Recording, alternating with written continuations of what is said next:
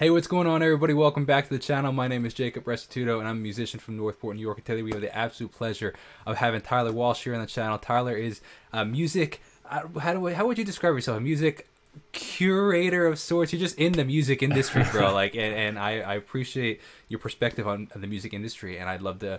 I'm looking forward to this chat. Yeah, I appreciate you for having me on. Definitely, I've heard curator. I just have an affinity towards music and independent musicians and emerging artists. So try to put a spotlight on them. Also work for Gary Vaynerchuk's VaynerMedia and VaynerX, just helping out with artist engagement for all the campaigns we do, as well as just on the side do content and just trying to really uplift emerging independent artists. But appreciate you for having me on. I appreciate you for taking the time, man. I know you got a busy schedule, so I'm looking forward to chatting. Especially because I know that you have a very unique perspective on the music industry in the sense of like you mentioned in your intro, you have like an affinity towards like the independent rising artist and wanting to put the Yeah, spotlight on them. And I don't think there's a lot of people that are necessarily interested in that. Everybody wants the star that's already there, so they can kind of profit off the star. But you're actually interested in the actual. Well, I guess the old school would be like A&R, artist and development. You want to see them. Or actually, is A and R is not artist relations, but like the A&D is artist development of yeah, like watching an artist grow rather than how the new music industry is. You find the artist that's yeah, already grown on their yeah, own and then pluck them out. yeah, yeah. It's crazy. It's crazy how the industry has shifted over the past 20 years. I wish I just to observe it. It would have been cool, but Mm, I just there's so many talented artists out there that I feel like they don't have the resources to, um, maximize on their talent and kind of just I just want to be the type of guy that comes in and helps artists out, no strings attached. mm, I just want to be that guy that's like, hey, here's how you can increase your presence on TikTok. These are how you run effective ad funnels on Facebook and Meta, and this is how you build a brand and a fan base and a community, that whole nine. So just trying to help artists out there, but yeah, definitely interesting how um, you know artist and development. I see some boutique emerging labels are starting to do it again, just because I think of the um, just the marketplace right now with TikTok and mm. you know it's easier now to, I feel, build a star because they have all these resources. But this is something I've seen in the past year. That's really interesting. Man, I'm so pumped for this conversation because everything you just said kind of aligns with all the things that I'm so passionate about. Like one, being an artist myself, I I of course want to see my own growth and success, but in that process though, when I first started out, there was no blueprint. So I had to figure out the blueprint of what am I doing, how am I getting where I want to go. But in that, I've documented everything because I want to create that blueprint for It's other amazing. artists, man. Like for example, when I first started out, I wanted to I was like, all right, I was a huge fan of Ed Sheeran. I was like, I want to be where Ed Sheeran is. And now, granted, Ed Sheeran wasn't the number one artist in the world at the time. He was like kind of just, this was the 2014 era, so he was like the like kind of opening for Taylor Swift still. He had just released his, I think, Multiply album, so like he was known, but he wasn't like Hmm. the Ed Sheeran that he's, right. So I was Yeah, like, but how did he get there? I had read an article or something like that because articles were still a thing back then. yeah, yeah. That he had done over 300 gigs in a year, and I had just dropped out of college, and I could barely get like a gig every 6 months, and I was like, how did he even do that? I'm willing to put in the work. I just don't even know how to get the gigs. You know what I mean? So I Hmm. decided, I was like, I'm gonna figure it out, and then I'm gonna document everything, and then just try as much as I can to as like learn what I can, and then get to where I want to go, but also bring as many people as I can with me. So I'm so pumped to hear that you're kind of Yeah. on the other side of that from an artist and development, trying to do the same thing for other artists. I think it's phenomenal, man. That's so cool. Appreciate that. And even what you're doing at a macro scale, it's really gonna change things. Think about 20 years, 30 years from now, when there's another aspiring pop artist and they see your career and they see exactly what you did, and um, you know they can watch what you did and learn from it, and try different things and do the same things you did. It's just it's cool that there's outlets now for that are more accessible worldwide than Yeah. ever before. Yeah. I would love to break the stigma of the starving artist. You know, like it's everybody says it's impossible to make it in the music industry, and look, it's hard, but it's also like hard to be the number one architect in Manhattan. Like, you know, like if I, but Yeah, people don't realize that, like, you know, if you put in the work, like, and consistency, you that's all it wait a is. while. Mm-hmm. It's all it is. It's like it's crazy because part of the journey you just learn so much. And Mm-hmm. but yeah, I agree. Anything in life, if you want to do it, it's just a lot of persistence and failure and overcoming that failure and learning and a lot of criticism and hate along the way. I first started receiving some like hate comments on TikTok like 6 months ago. I'm like that. I feel like that means like you're doing something right when you first start getting hate. You know? I hear you, man. I actually, you know what's funny? As I screenshot all the hate comments that I get on my YouTube channel, and I just have them in a folder. Not that I want to do like a anything bad with them in the future, but just like where I get what I want to go, I'll be like, look at all these people that said that I would never get there, kind of thing. You know what I mean? Yeah.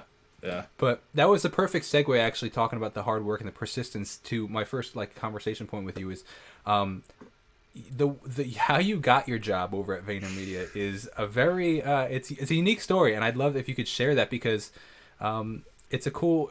People don't think that there's you have to know everybody to kind of get to the next level, right? The music industry is a lot about relationships, but sometimes it's not, and that cold call can kind of get you into the door. So I'd love if you could tell your story. Yeah. So I'll lead up with some context just to set the stage. So I was studying music business at a really small school, Fredonia, which is an hour away from Buffalo. They had like a music industry degree, but it was really small, probably only like 30 graduates in that like degree pool. Like our class each year was like very tiny. Um, so didn't really know anybody coming out of the industry, and I took the first job I can get, which was basically pharmaceutical marketing. So just like talking to doctors and just doing stuff that I hated, and I was like, man, screw this.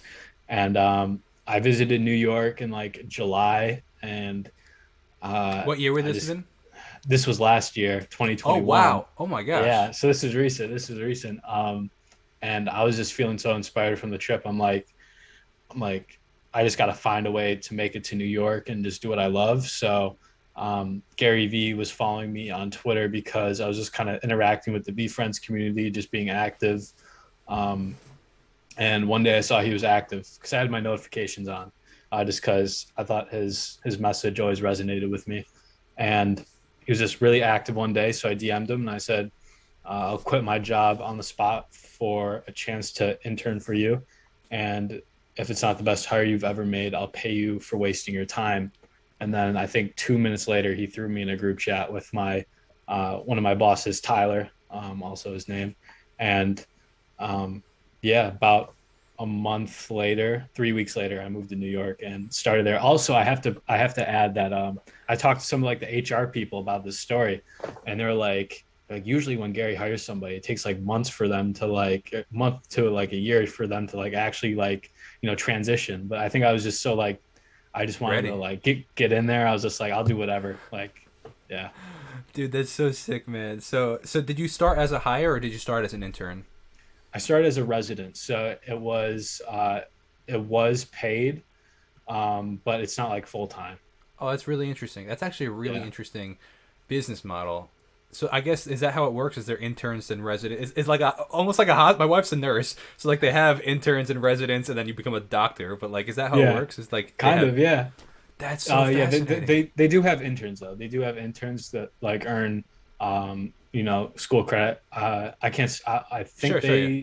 there's pay. I don't know, but Okay. um, I love the environment though. It's a great culture where everybody just wants to see each other win, which is so Sure. amazing. And um, everybody there was just so welcoming and warm, just to like all the new people and very diverse group, and it's just great there. Yeah, it's remarkable. So you and I first met in the city in New York City when I met Mike Boyd and you. You guys were together. Back in when would that have been? A couple I months think ago. it was Three. June. Okay, June. So sweet. Yeah. Yeah, So we met back in June, and that's where we kind of started chatting and stuff. But my question is, how did you go from getting the first hire at VaynerMedia to then now working in the music aspect of that department with Mike Boyd? Yeah, so I started off doing editorial content for 137, which is Gary's media hub.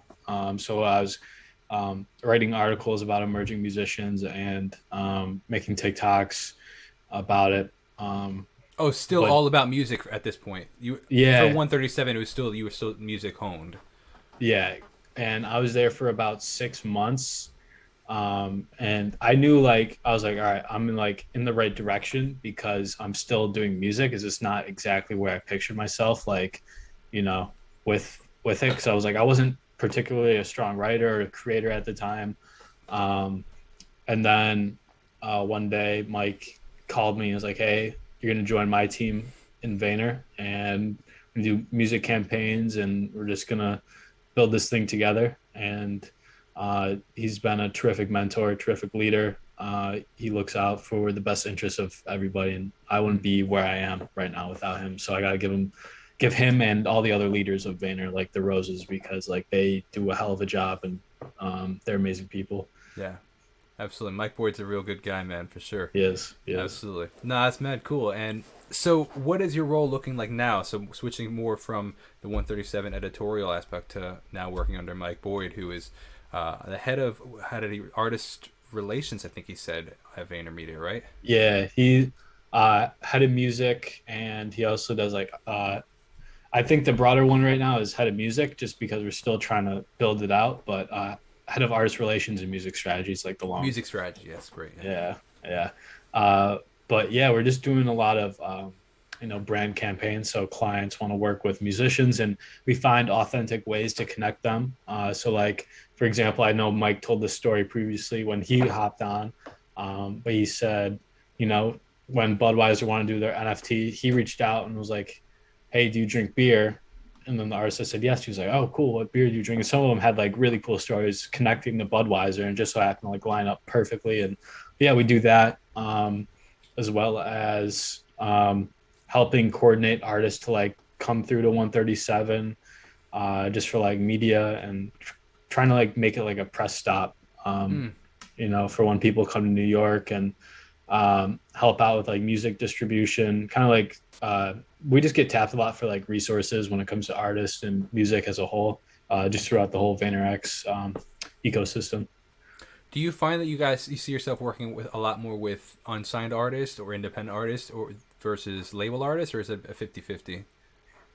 I would say definitely leaning towards unsigned artists at the moment. We do work like I'd say a good probably honestly it may be 50-50 because the Budweiser campaign was it was like about 50-50 split. Do you find that the music industry is leaning more towards the unsigned artist, or do you think the major labels still have a big hand in the game?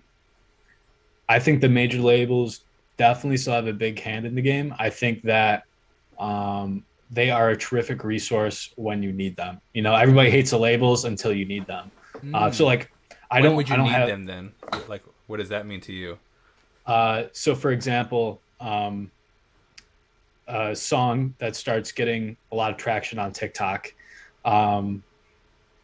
Actually, I'll add a little bit of context from what I've gauged in the industry and how it works is like they don't try to force something to really go viral on TikTok, but like if something starts organically getting traction, then they start adding a little gasoline to the fire. They start getting creators to get involved with using the sound, and then they start trying to license the sound out and just trying to find different ways to monetize the work for both themselves and the artist. But let's say like a song starts going semi-viral on TikTok, they will, start paying influencers to try to maximize it and get it as big as possible. And they'll do like different interpolations of the work and have influencers use that, which is like, the sped up stuff and the mashups. And that's really big trend right now. But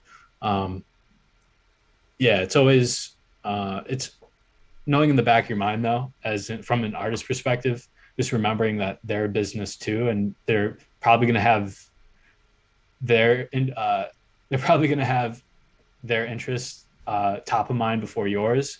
So just trying to play that, both ways as an artist. But there are some terrific labels out there Sure, that sure, sure. yeah. No, that's really interesting, and it's an interesting concept. Like, it's a really good quote that you had. Everybody hates a label until you need one.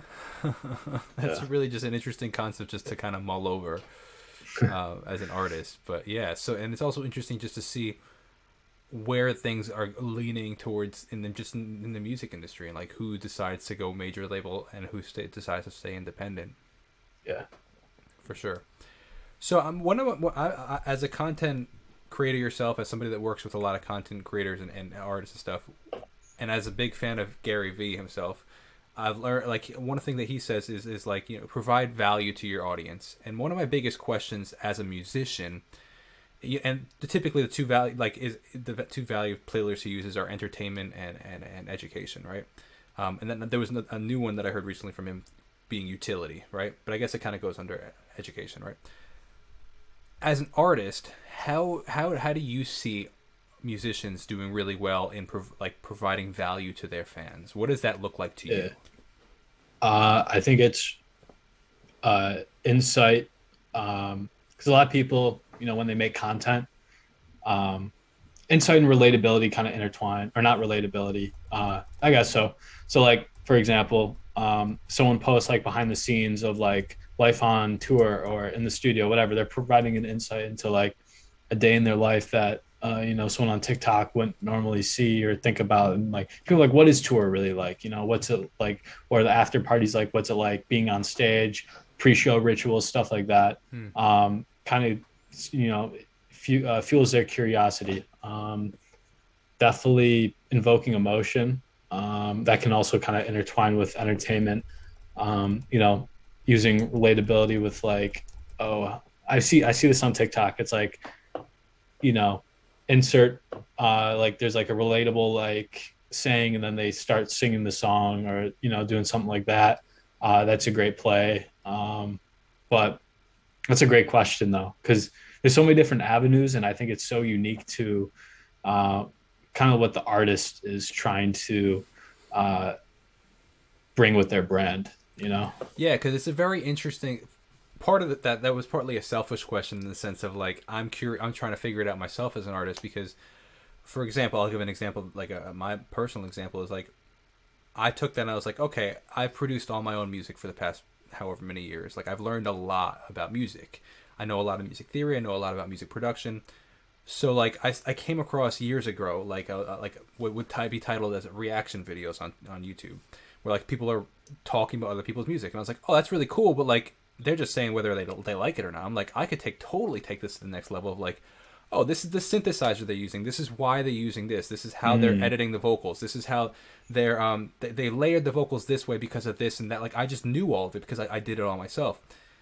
But so I was providing education to the followers, but I was becoming too known as the guy that talked about other people's music rather than my own, if that makes sense. And I was like, this is cool because at first it was cool because it's growing the brand, it's growing awareness, but it was growing the wrong brand essentially. If that's even possible, you know what I mean? Yeah. Oh yeah. 100%. 100%. So I'm like trying to pull back and be like, okay, well, like, how do I provide value to them still? Because that was definitely providing value, but it was not where I wanted to go. So like as an artist, I'm like dissecting, like, what does that look like? What is value to the customer essentially? Yeah. I think one of the unique things about you is, you're a full-time independent musician, and I know you document everything, and that's kind of like the insight. Like I imagine, like, I know you're on top of your stuff when it comes to content. You probably had like a lot of behind the scenes stuff at the concert and like studio moments, rehearsals. And I think it's pairing that with hooks and retentions, like retention strategies, so like just to provide the value like over time, I guess. So like just continue to think of it as a long tail rather than let's get a quick viral video to go off. I guess where the perspective where I'm coming from is one of my good friends, Daniel Wall. He's like one of the best storytellers that I know personally. And one of the things he does in all of his videos is he, he comes up with this clever hook, and then he just waits until like the very end to tell you like that. It's like, can we talk about this? And you'll never guess why, and then he won't tell you that why until the very end. Mm, And I know it's different for a musician, but just trying to find a reason for somebody to watch until the end. And it's just it's an interesting game, but it's like we were talking about earlier, persistence and consistency, and you figure out your way and what works for you and the audience you're building, and then mm, they're gonna come. And yeah. yeah. What was that guy's name? Danny Wall? Daniel Wall. Daniel Wall. Yeah, very cool. Yeah, Yeah. It's also an interesting argument from a creator's perspective, where like I hear so many artists to some degree. Like I really enjoy making the content, but sometimes I'm like, yo, shoot, I just want to make music. I don't want to have to make a TikTok. You know what I mean? Whatever the case is, right? So, but I genuinely most of the time enjoy it. So for the artist that doesn't enjoy it, what does that look like to you? Do you have any thoughts on that concept? yeah, definitely. I was actually thinking about this earlier today, and I think it's like just having a camera in the corner of a room, and then just finding the key moments and just cropping it and adding a little bit of text, spending the 5 to 10 minutes a day, or even if it takes a little longer, like 30 minutes a day, it's worth that investment, because short form videos has been dominating in a way that hasn't been seen or scaled since like early Instagram, like 2013, when people saw that opportunity for that organic growth. And it's probably going to be another few years after this wave that we see another thing happen at this scale. Hmm. Absolutely, that's really interesting. You're right. All it takes is just a little, and to some degree, another popular quote is, quality is quality is subjective. That's the word. Quality is subjective. So It's like true. what you think, like you might think, oh, it's just a terrible camera in the corner of the room. Who's gonna want to watch that? It's like, well, you never know. Like the quality is subjective of the content. Yeah, and I forgot who told me this, but someone said there's 5 viral moments that happen every day to somebody. It's just there aren't like cameras on you 24/7 to capture it. And it's like Wow, I that's I really interesting. yeah, it's like I'll give an example. Fresco Trey, if you go back on his TikTok, he had a moment where he was just in the studio. He hopped out of the booth. He was hearing his song for the first time played back, and the camera was just randomly recording. He hops on top of like the console that houses like the mixers or whatever, and he just starts rapping, and then everybody in the room's going crazy. And it was just that like genuine, authentic reaction. And it just so happened that camera was recording all on him. He posted it, went viral. That song has probably like 5 million streams on Spotify, something like that. But it got like, I want to say like at least 3 million views, Hmm. somewhere around That's there. that's a really interesting concept. So it's like just finding those viral moments throughout your day. You know what I mean? Yeah, Or throughout your day to day, essentially. yeah, and it's extremely hard for like emerging artists to always be recording, because they don't have the same resources or team surrounding them. But just trying to find time to at least, like, even if like you're just writing a cool chord, like you're just strumming the guitar, anything, you never know what could come of it. It's like, 100%. yeah, it's always everything that blows up on TikTok that I've seen, like it's always the stuff that you don't expect that goes viral, It's weird. 100%, man. I totally understand what you're saying. Man, another cool concept personally of like why I record everything is like, I have some big goals for my music career, right? So, but like, it's really interesting to like some of my favorite artists. I would have loved to see the moment they created the song. Yeah, You know what I mean? Like some of the coolest songs out there. I'm like, oh, this is such a great song, but like that's all it is right now. But like, if imagine all these artists that you love, they actually had footage of them in the studio writing the song or recording the song. Like that's why I record everything, because like I never know where any of these songs are gonna go, and how sick would it be that to also have the footage of me 17 years from now when we look back, be like, oh, that's when he wrote that song when he was 27 years old. You know what I mean? Like hopefully it doesn't yeah, take that long, but yeah, yeah. It's so true, because even like documentaries are coming out now about artists, and like, but now like the documentaries are in like real time, and people aren't going to look back until like they nah, man. go Have you seen that Kanye documentary? It's terrific. It's crazy. Dude, like the fact that they had all that footage is like that. I'm like, it was like a confirmation of everything that I'm doing, because Yeah, like I haven't seen anything like that where it's like, oh my gosh, here's a guy that really obviously is like the top of the game, but he had footage from when he was a nobody, and like that was so sick to see, man. Yeah, That was so yeah, cool. yeah. You definitely have the best like content game because you vlog, you make shorts. Like the even the fact that you post on YouTube Shorts is mind blowing. You know, TikTok. Do you post on Reels, Facebook Reels, Yeah, yeah, yeah. I post my Instagram reels Instagram? to Yeah, Facebook. yeah, because yeah, Should I it's post organically to? Actually, no. I actually use a platform because it's all about. I feel like learning your personality type. I'm really bad yeah, at being like I have to post today. So what I just do, I make a bunch of content and then I schedule to post. So I actually do that's smart. post on Facebook individually Okay, through that platform. Yeah. hell yeah, that's dope.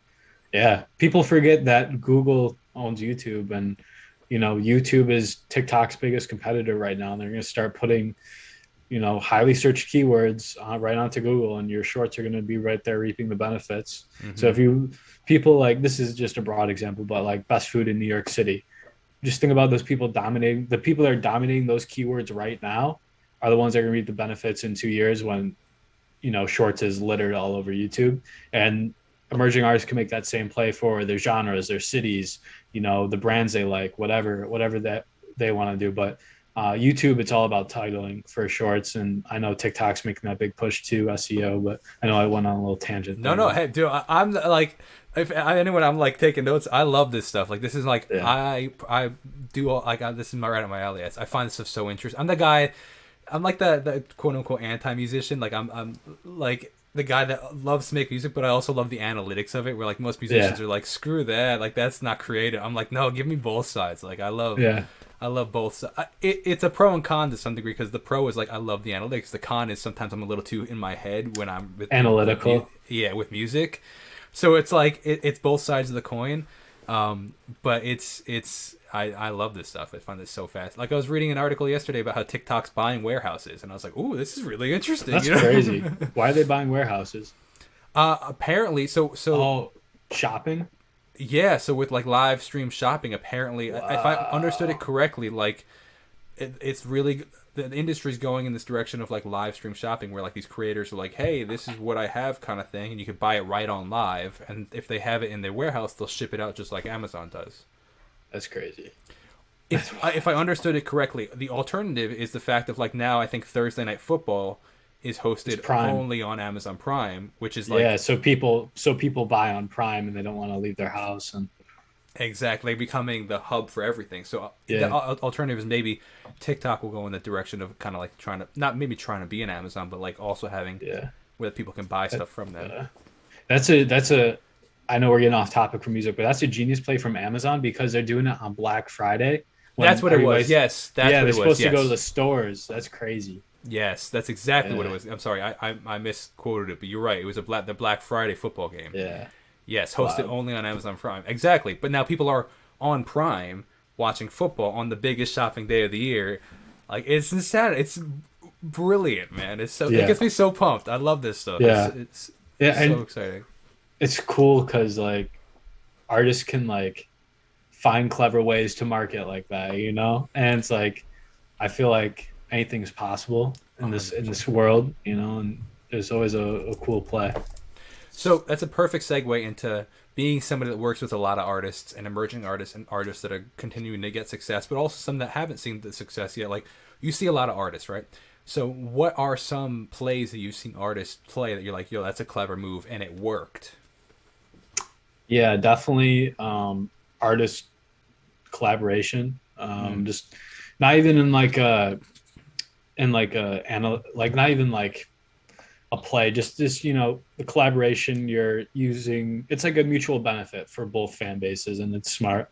Um, you know, clever TikTok hooks always get me, and I'm like, damn, that was really good, and like now I'm hooked. Building a story within like a certain song, I always think that's cool. I went to a show last night, the Scarlet Opera. They're a new band signed to Republic Records, and they just had a crazy stage presence and like just kind of like Queen, you know, vibes. It was just crazy, but there's a lot of different things. It's just I think the common denominator though is that they're all unique, and like Mm. that's why they do so well. It's because they've never been seen before. Yeah, and authentic to themselves. Yeah, exactly. 100%. Yeah, that's really interesting. I just recently watched the Kiss documentary. Have you seen that one yet? I've not. Is it good? It was pretty cool. It was actually it was pretty sick because like we were chatting before we went live about the or started recording about the concert that we from my concert that I put on 2 weeks ago, and it was like it was a big pressure, and I was like spending a ton of money, and like it was kind of worrisome a little to some degree. It put a lot of pressure, but hearing from them who like their management was spending buckets of money on them, and Yeah, they were like in crazy debt. And they yeah, actually say in the documentary that they were so in debt that they maxed out all their credit lines that they actually had to go borrow money from the mob. They were so in debt, and it yeah, was like, and now thank God I'm not at that point yet. You know what I mean? But it's like yeah. to see that, oh wow, the investment really paid off for them was like, okay, we're good, we're gonna keep going, kind of thing. You know what I It's mean? all it's all macro, man. It's all macro, and that's like back to that point. If you don't need the label till you need the label, you know. Mm-hmm. And Yeah, it's well, like you exactly.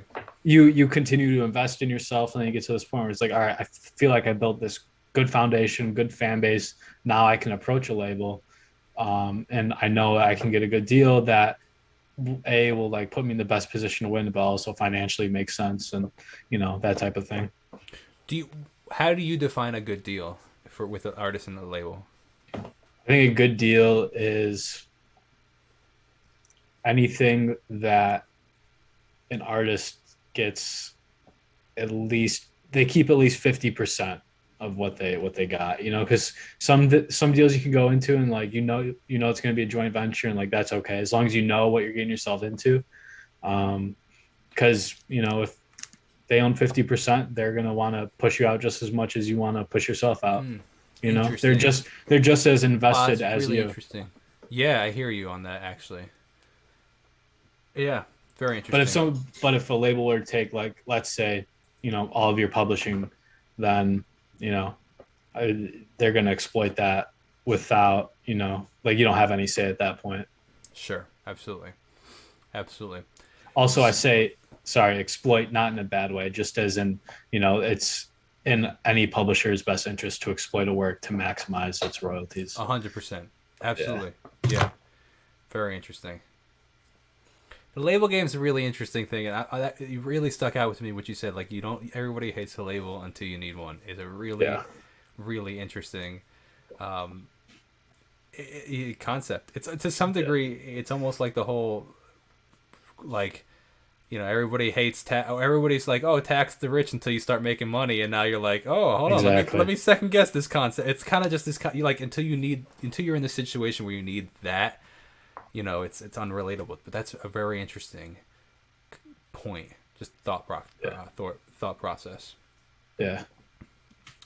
Um, I would love to continue in the conversation in the realm of the like just creating content as an artist, in the sense Mhm. of like or just in general as a creator. I noticed that you also create your own content, which is also I've been really enjoying it. So like, tell me a little bit about that process in the sense of like you kind of almost are acting like so. Gary's 1:37 p.m. is a I guess like essentially like a just would you consider it a media outlet, a news outlet? Like it's like you're how would you Yeah. I think consider that? I would say it's just a cultural hub for uh, just everything that's going on that's like gonna affect uh, gonna affect things. Like, I don't know, it's just like they just have a good pipeline for getting things out that matter and that are culturally relevant. So Because I've so that's a perfect synopsis of what they do, and I feel like you are doing that exact thing with in the music industry on TikTok. Like I've been watching your TikToks, and I'm like learning a appreciate ton it. about like just different artists and their marketing and just why people are doing well. If I haven't heard of this artist, why I should hear about this artist. So tell me a little bit behind your thought process behind that. So how did you? Why did you essentially start creating content like that? Hold on one second. I'm sorry, my AirPods are like bugging out. No worries. Okay. Can you repeat the end of the question? I'm sorry. Absolutely no. So I'm gonna just essentially rephrase the question. So I noticed that you recently started posting your own kind of content online. I mean, you've been posting for a while, but like I've noticed an interesting direction of your content where you started to follow like this kind of media, let me inform you kind of informational kind of content where it's like you're showing stories of the artist or somebody's come up or who you should know as an artist. And I found that I've just been really finding it really interesting and really you do your research. So I would love to hear your thought process behind that of why you started kind of going in that direction and where you see Yeah, yourself going with that.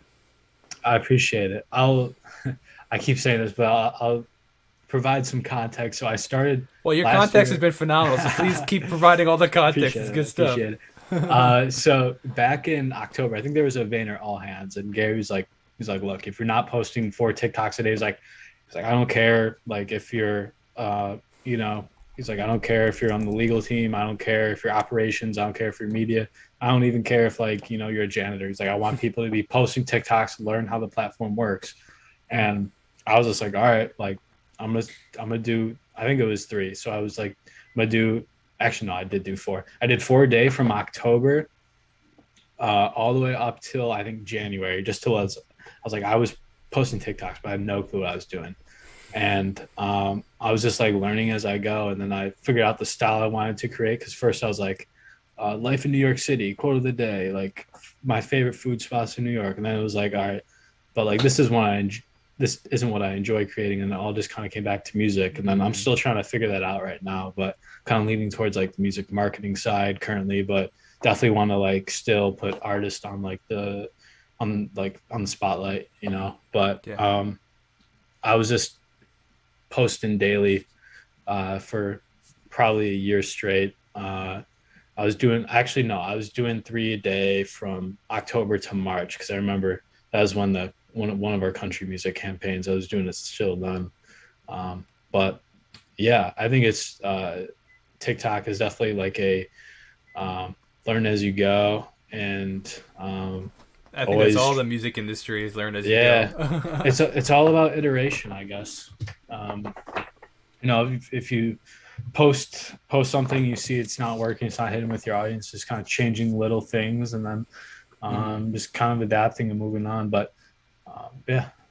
What are your thoughts on, as a musician or somebody in the music industry, LinkedIn? What would you like to see? Because I know that it's a hot place and there's a lot of Yeah. things going on in it because it's changed from being the help me get a job place to a content like, and I actually see Yeah. my friends now. Typically it's a bit more white collar, I feel like, in the business realm content, in Yeah. the sense of like I see a lot of my friends that are accountants or like in the financial industry or like something like that, like, but they scroll through it like they scroll through Facebook, but I'm actually like watching them do it. I'm like, this is so wild to me. Now Yeah. I'm curious, like, what do you how would you like to see, what would be a best practice, I guess is my question. What do you see as best practices for musicians to get into that? You know what's funny is I had an artist manager ask me that 2 days ago in the office. And I said, I don't know. But then I was that's a lot of the industry. That's a lot of like learning Mm-hmm. as you go. And then I was hundred ideating on it. I'm percent like, probably honestly it'd be showing the business of it, you know? Mm-hmm. Because like Mm. coming from it from like the white collar perspective, it's like that's where you can get investors to like where you don't need a label. It's like you can create Wow. your own firm, you know. It's like show the business side of like the breakdown of your concert revenue, or like you know Yeah. those accomplishments, or like how your merch operation is, or like the logistics of everything, you know. People get impressed by that. It's like I guess that would probably be the best approach, because I see that's what Mr. Beast is doing now, and his manager Reed, I think he got him on LinkedIn. He's showing the business side of, you know, the whole creator economy, which is such a new and fascinating space. And I feel like nobody really talks about how the business side operates. So that's a area that really interests me. No, that's really interesting. You're right, because there is a lot of business. Obviously, people don't think the music industry is a business, but it's a flat out business, just like anything else. Yeah, So there are a lot of business things that you're right. Even to some degree, how do brand deals work? You know, like telling the story of like getting my first brand deal, or you know, like, or even in the search of brand deals, like how you're going about searching for them, like all these things. You're right. Just telling that story, telling that narrative is a very interesting way for artists to kind of get onto that platform. yeah. Hmm. I would love to. I would love to see you try it and then letting me know how it goes, and maybe we can It's- ideate. yeah, Let's man. collab on that. Let's collab on that. I would love to. I think that's a great idea. I actually just recently. That's funny. It's perfect. Actually, perfect timing because I just recently went through the finances of the concert and essentially broke because I was like, okay, one, I want to do this. I want to keep doing this. So let me learn. Like, let me just learn everything I can from this one. Like, and kind of roll into the future.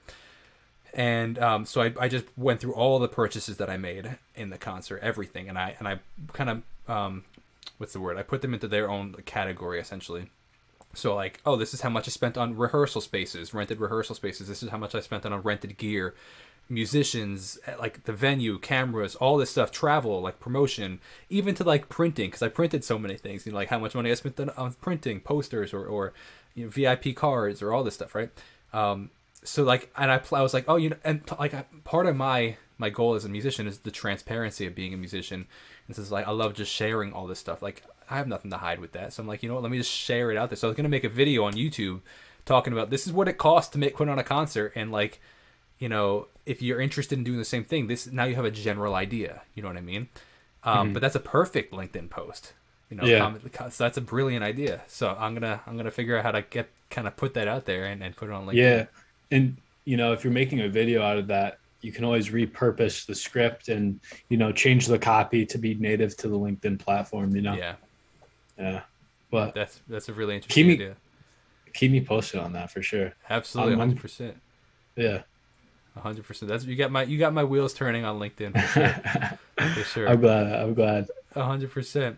Well, I really appreciate time. So I want to wrap it up in a minute or two, but I have two questions for you. The first question is I love giving props where props are due, and you, like I said, you have your hands in the music industry. So I would love to hear your perspective on some artists that you think are killing it right now, and that you just think that really deserve the credit of like, man, these people are killing it, and I just want to give them the credit where it's due.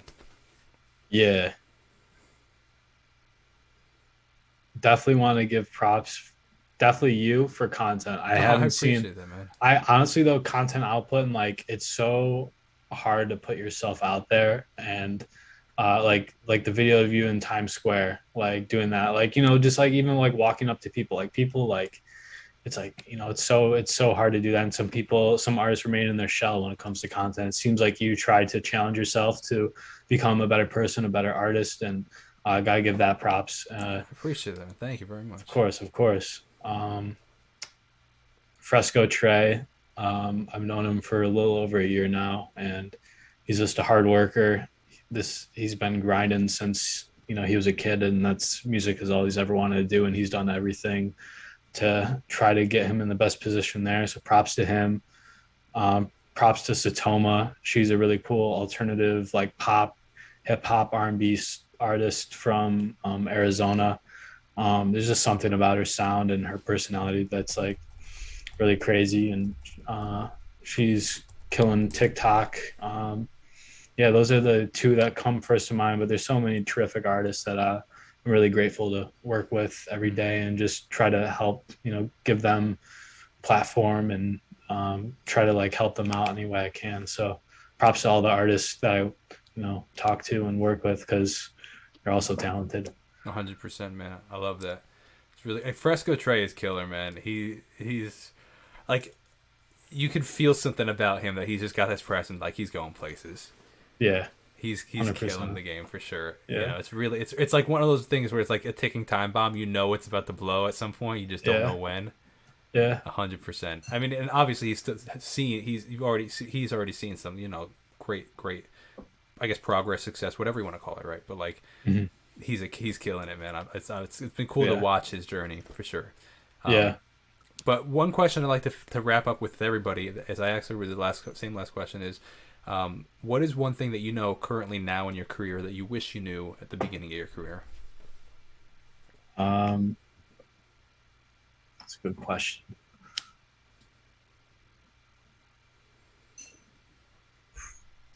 And then Stump them. on a Stump them. heater. Hold up. You know what I'm gonna do? I'm gonna pull up my Notion because I like write down like all my learnings. There you go. I'd love to Yeah, pop actually off a like couple of those. I'd love to just provide some insight. And this is probably, learn this in the past year myself. So I'm still new to this this whole thing, this whole industry. Uh, let's see.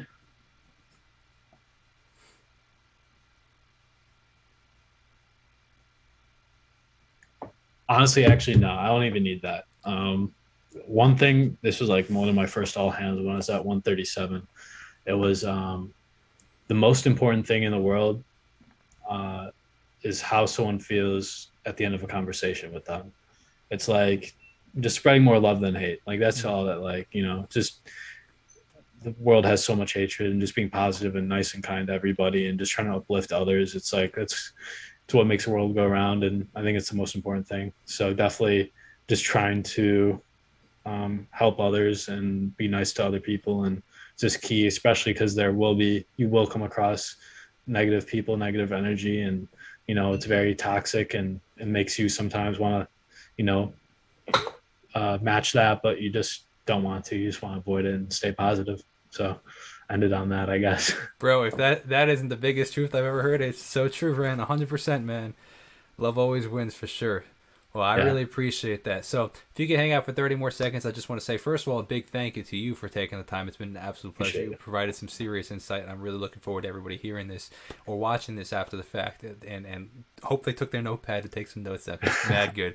This is a double listener because there's a lot of insight in here. Listen once and then take notes a second time. So, but I also want to give a big thanks and big props to every single person that's watching or listening to this after the fact. Really appreciate you guys. If you made it to the end of the interview, you guys are the true ones. So thank you so much. Best way to support the channel is checking out my own music and checking out and subscribing or listening or whatever it's called on podcasts. I guess you subscribe to a podcast. I don't even know these days. But regardless, following the podcast and the videos, definitely go check out Tyler and all he's doing. All his links will be down in the description below. So check those out. I'll see you guys in the next video. Have a wonderful rest of your day. God bless and peace out.